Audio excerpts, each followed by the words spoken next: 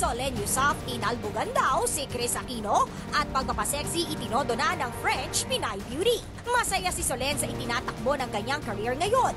Bukod sa kanyang regular shows at movie projects ay sunod-sunod din ang endorsement ng French Pinay actress. In fact, ay umabot na rin sa halos 15 ang ini-endorso ngayon ni Solen. Idagdag mo pa ang ilan pang paparating ngayong 2013.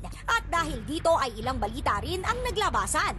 Di umano'y tuluyan ang kinabog ni Solen ang Queen of All Media na si Chris Aquino na kilala rin sa pagiging magaling na product endorser.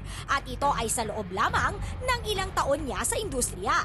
Pero hindi pa siya natatapos ang latest sa French Pinay Beauty dahil si Solen all out na rin daw sa pagpapaseksi. Richard Gutierrez nagulat sa ipinakita ng aktres. Kung dati-rati ay may limitasyon ang kanyang pagpapaseksi, ngayon ay ibang Solen na ang ating makikita at maging ang leading man itong si Richard ay nagulat din sa mga ipinamalas ng aktres. Bukod kasi sa pagpapakadaring ay ilan pang mapangahas na eksena ang matapang na ginawa ni Solen para sa pelikula nilang Seduction.